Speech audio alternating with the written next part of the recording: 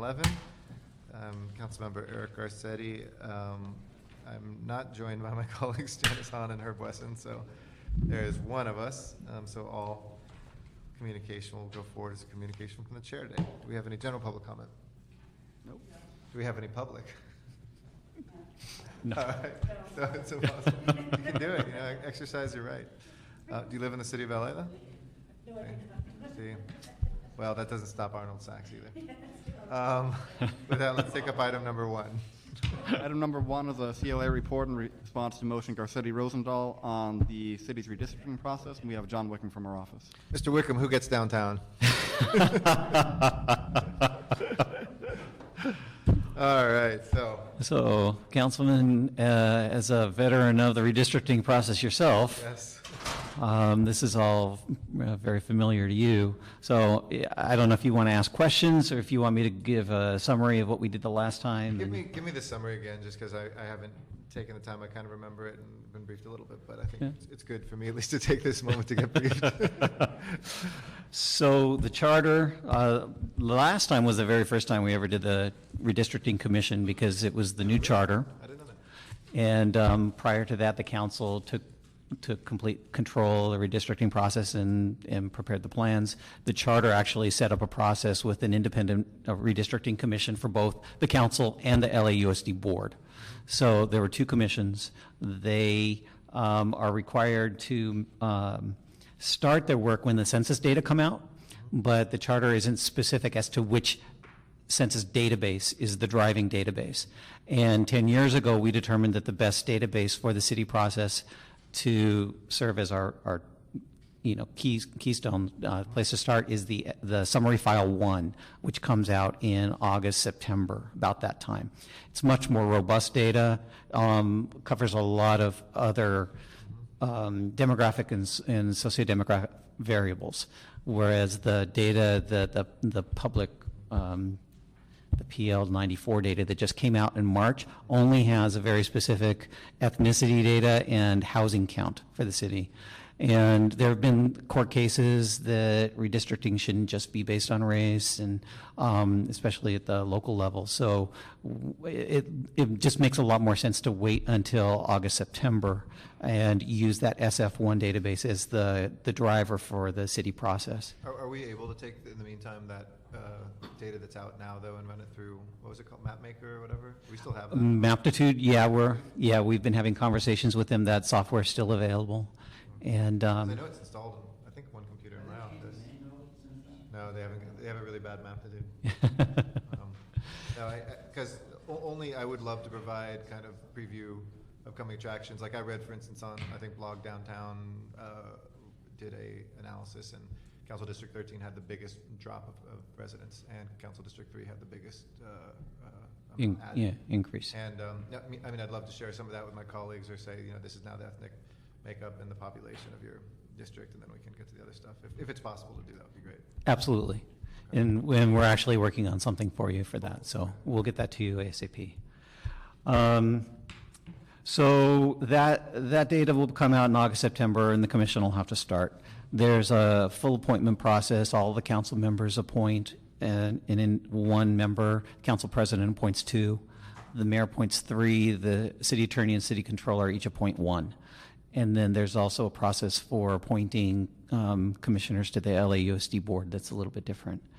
And once they're appointed, they start meeting, they hire an executive director, they hire staff, and they can put together whatever process makes sense to them to go out, obtain information from the public, draft plans, and ultimately submit a plan to the council for consideration. The council is not required to adopt their plan. Council can tweak it, can throw it out, can adopt it as is. It's when their plan comes to the council, council then has the opportunity to do as it sees fit. 10 years ago, the council created an ad hoc committee to consider those 2 plans, and that ad hoc committee held some public hearings and then set up a process for the council members to suggest revisions, and they were minor revisions that the council made last year. They didn't do wholesale changes. And so the deadlines that we have to deal with then are August, September for the commission members to be appointed and to start their work. We have a calendar in our report, actually, on the last page, page 6. So the commissions would start meeting probably in September. They would have to deliver a plan to the city council by March 1st of 2012. And then the council would begin its consideration about March 1st. And the council must adopt a plan by June 30th of 2012. So there's a very tight time frame once this all gets started. We can do it earlier, right? We could do it. Can do it earlier, we could do it in absolutely. October if we were done or something. Yeah. So, but those are the outside dates on, How long did we deliberate last time? I mean, that seems like an awfully long period of deliberation. it actually went right down to the wire. So we had like a September to March citizen, like we had about 6 months or something of citizen deliberations? That year, the Citizens Commission actually started their work in November. They started a little late. It was the first time, and so getting everything going took a little bit longer. This time, with the benefit of having done it once, we know we should start a little bit earlier. Yeah. So September would make more sense. They went November to March, so it was like four or 5 months. Yeah. And I believe they actually asked for, I can't recall the detail, I think they asked for like a 5-day extension on their deadline too, because I think they were right down to the end and hadn't finished their final. And that's not statutory, that's just recommended. That, Ours, that's statutory. it's, yours is statutory in the charter, theirs is statutory by ordinance. Oh, it is, okay. Yeah. Maybe 3 months, what is that, 3 months for the council to consider? Yes. And, 4 months. yeah, and in there, the commission has to deal with holiday issues, so it's a little more difficult for them to hold hearings through December and hold meetings and that kind of thing, so. Where's the funding for this? w- Will it be worked into the budget, presumably? Yes, it will have to be worked into the budget. I understand our office has spoken to the CAO about this, and they are making plans to include budget allocation. The major costs are staffing, and We then do half of the LAUSD commission costs. the city charter actually places the city of Los Angeles under control of the governance of the LAUSD board, and that includes redistricting. And so we actually split the difference rather than putting the whole cost on them, partly because the city has taken some responsibility for the school district. So 10 years ago, we decided that it would probably be fair to split it 50-50 with them. 75-25 sounds great. I think we should do something token, but they got a bigger budget than ours. That's all I can say. Okay.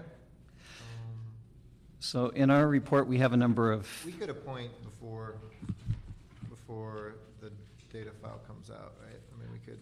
yeah. Is there work to do before that? I mean, just some initial, or is it kind of difficult in your opinion to do without any data before us? There is work. They could begin the process for hiring an executive director and staff. Those people wouldn't have a whole lot of work to do at that point, but they could get going. They could, set their office up, that type of thing. But, July, August is probably the time to do that kind of work. The appointments could be made anytime. Right. So. All right. And so our recommendations just give city staff some marching orders, have the CLA start setting up helping set up the offices and the phone systems and the computers, having us find the software and the hardware, the Maptitude, for example, and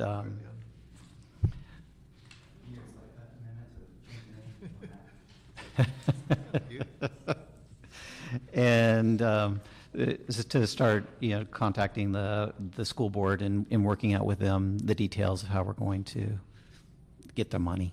Have you been talking to them?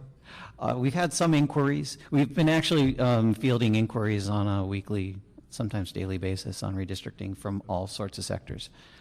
Is there a plan to kind of meet with stakeholder groups as well? I mean, is there, to explain this, if it might be good to do a briefing overall, just reminding people what that process is, Yeah. what we're expecting to do with our calendar when we pass that, et cetera.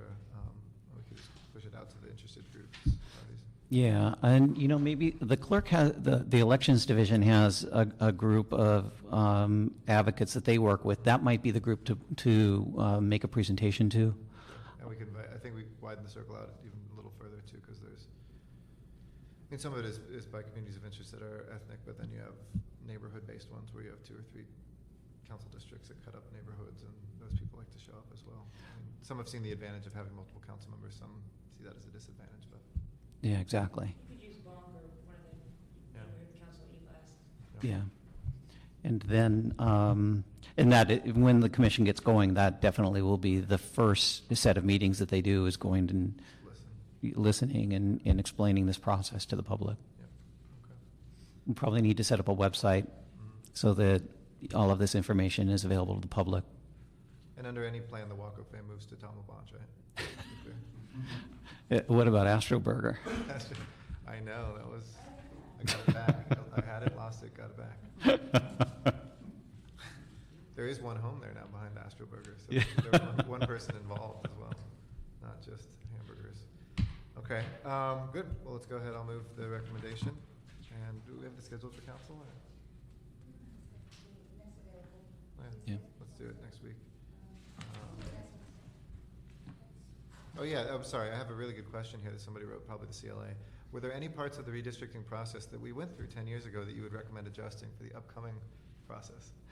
The process was very good last time, actually. It was fast, it was productive. The commission was very focused on the work that they did. Everything worked out really well, considering it was the first time we went through it. And there was nothing in that process that really stood out as a red flag that didn't work right, and we need to change it. It always, a big part of it is personalities of who's appointed to the commission. Yep. And it is important that they are leaders, that they know how to participate in public hearings, that they, play well together, those kinds of things. But those are personality issues that appear when you're in the process. But the process itself worked out very well. Who chaired it again? Was it John Emerson? John Emerson was chair of the council process, and Mr. Keeley was chair of the LAUSD, yeah. So, Okay, well, good. Let's go ahead and move it forward. And we will schedule a council. Thank you. thank you. This meeting of the Rules and Elections, yes, committee is adjourned. Have a fabulous day.